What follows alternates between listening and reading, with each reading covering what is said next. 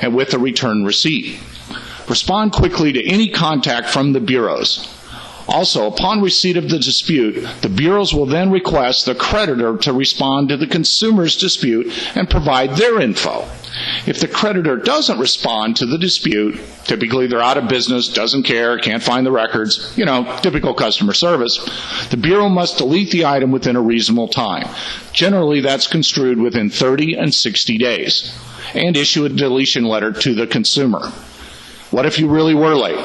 You can still dispute the negative items, but be prepared to bury them in paperwork. For example, when disputing the bureaus, write a separate letter and challenge every aspect of the creditor's data, such as the time and date opened, the highest balance. You get the picture. Also, filing multiple dispute letters per item may get you threatening letters from the bureau stating your requests are considered frivolous. Ignore them and keep trying. Simply write the second and subsequent letters by hand. The Fair Credit Reporting Act requires the Bureau to continue to investigate all handwritten disputes. Let's get to the next part of the webinar, dealing with collection agencies. And let's start out with a couple premises.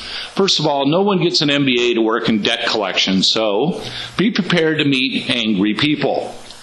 Also, never argue with a drunk or a madman, my grandmother used to say, because you'll lose. The same thing applies for collection agencies. I suggest you keep calling the agency until you get a pleasant voice.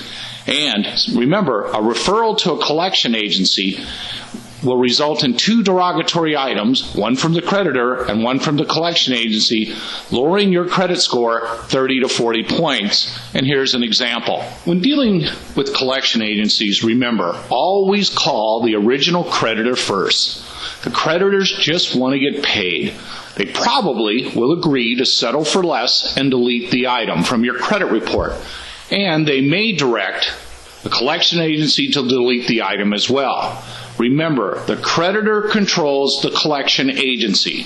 Now, the collection agency will always claim that they own the debt and for you not to contact the creditor. Nonsense. It always helps to contact the original creditor first. Let's begin by examining the collection agency con job, otherwise known as read the fine print. To give an example how this works, the borrower detects a collection agency account on the credit report and then calls the collection agency to either dispute, compromise, or pay. The collection agency will note where the call has been made from and will soon start harassment tactics. So it's probably not a good idea that you call from your work. If you have a fax at home, that's probably the best phone number to call from.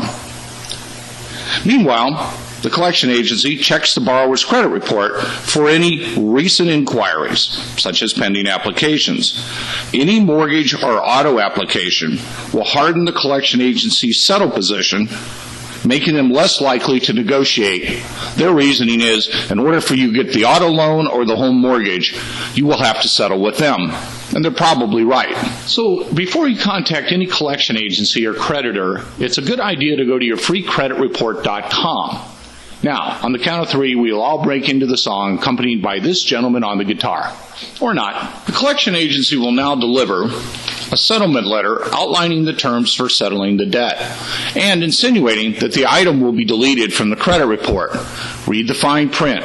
It won't be unless the offer specifically states the item will be deleted from the credit report as a part of the settlement. Otherwise, it will just show paid. If you pay the debt without having a removal clause in this settlement provision, the item will not be deleted. Your updated credit score will now plunge because it appears as a new derogatory activity. And yes, I know that's stupid, but that is how the game is played. It will be easier to get the item deleted if you are paying the entire balance in full. Collection agencies work on commission. The higher the debt balance they're collecting, the better the chances of negotiating for a deletion letter. Offering to pay by electronic check will increase your bargaining position.